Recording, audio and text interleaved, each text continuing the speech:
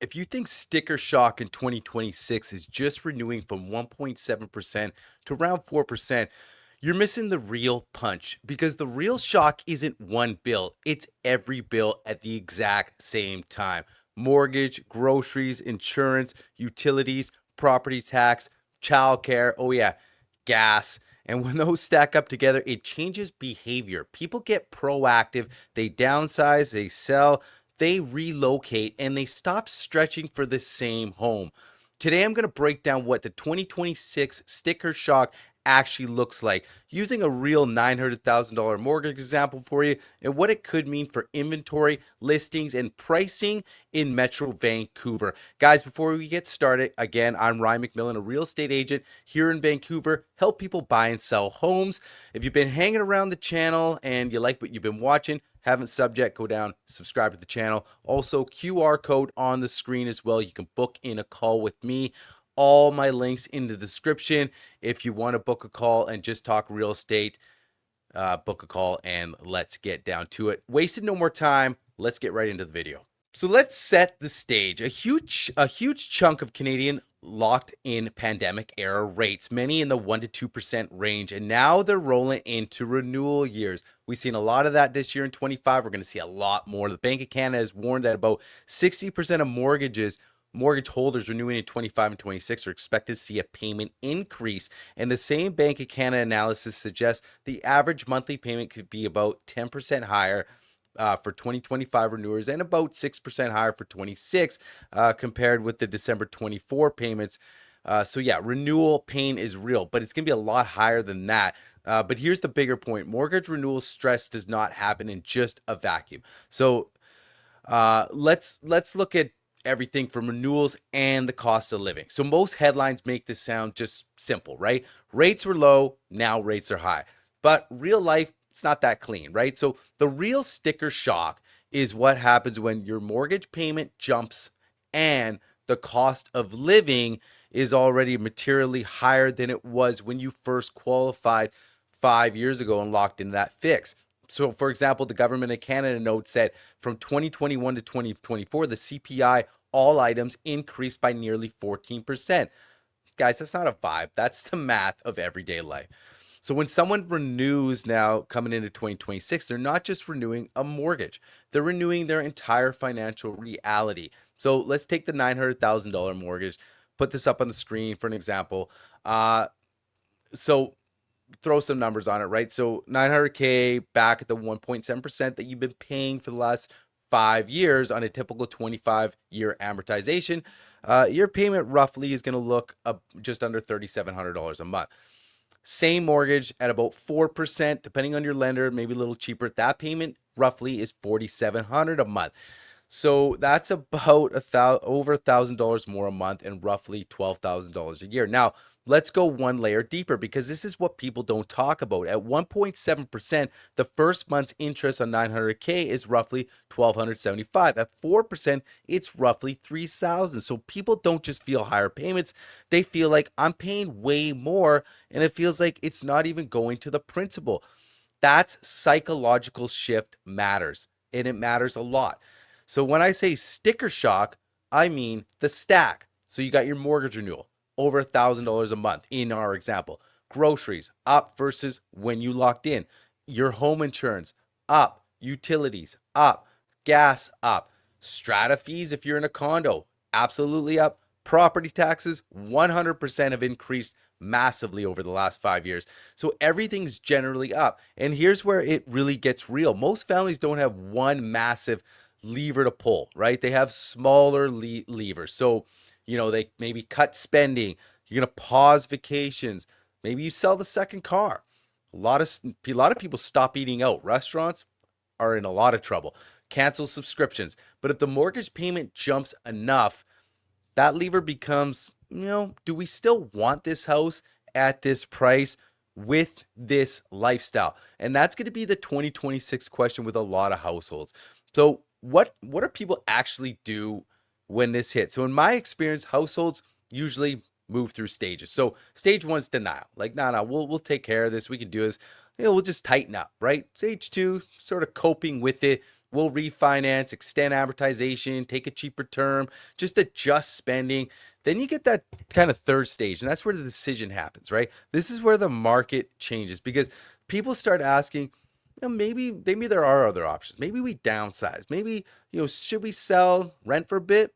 Maybe we should just leave Vancouver altogether. The second a meaningful number of people hit stage three, that's when you start to see listings. Why could this increase listings? Well, what I just talked about. This is important because you don't need rates to explode for inventory to rise. You just need life pressure.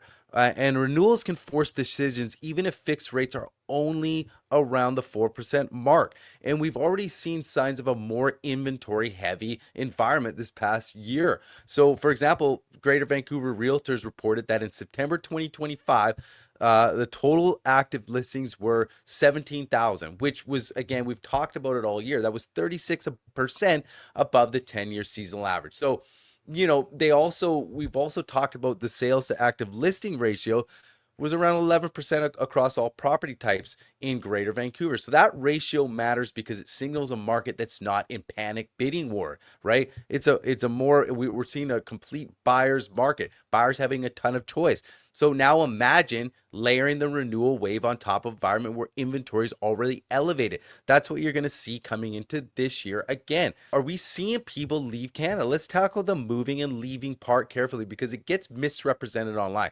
Canada's population dynamics have been shifting, right? So a report noted that Canada's population growth slowed in late 24, driven in part by a drop in non-permanent residents and referenced federal plans to reduce immigration targets over time. So it's kind of everything happening at once. And also Stats Canada also reported that in quarter three of this year, the total population fell largely because of a reduction in temporary residents while permanent immigration continued. So the leaving story isn't just Canadians packing up. It's also a slowdown and reversal in some temporary resident inflows and plus some of the policy changes. So what does that matter for Vancouver after all that being said? Because population growth and household formation feed housing demand, especially rentals and entry-level ownership.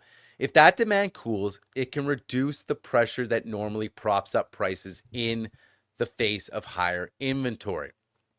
So, what does this mean for inventory? Let's make this practical, right? So, in a renewal plus cost of living squeeze, the listings that tend to show up are over levered owners who stretched at peak pricing, investors whose cash flow no longer makes sense, families who need space but can't carry the payment anymore. So you also have the life happens sellers, job changes, divorce, kids, health.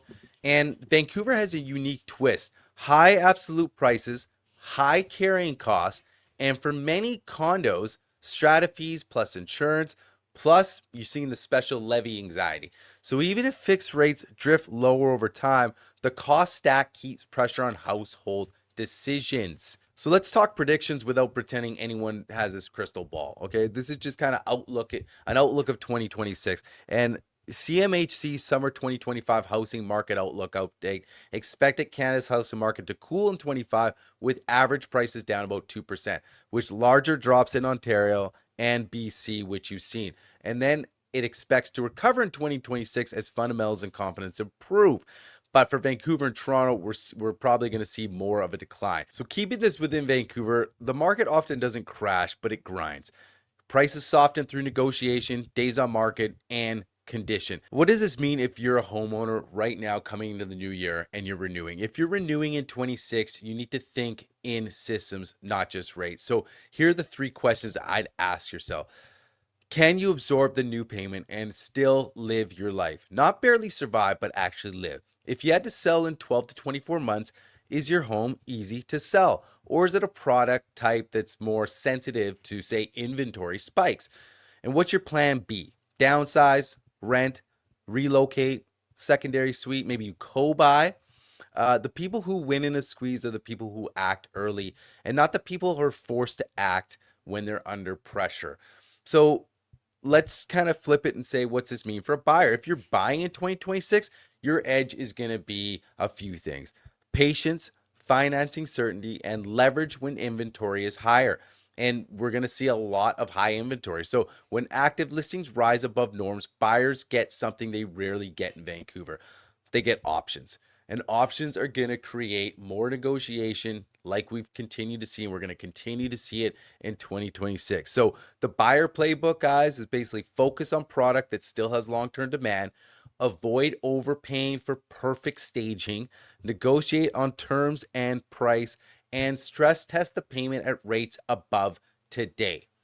So the real message, the real takeaway, guys, 2026 sticker shock is not just mortgage renewal headlines.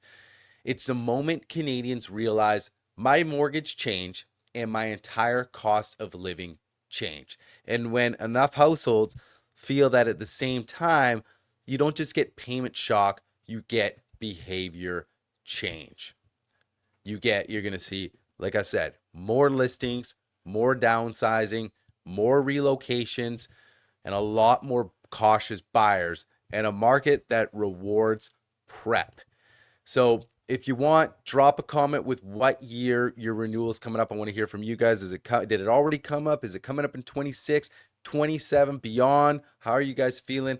Guys, I'll reply to every comment here. Let's talk through it. If you want to book a call with me, book a call. And if you're in the Metro Vancouver area and want a real local game plan, guys, again, reach out to me. All the links are in the description. If you made it this far, guys, I appreciate it. Make sure you go down, subscribe to the channel, share and like the videos. All helps with the channel. And that's it for this video. See you guys on the next video.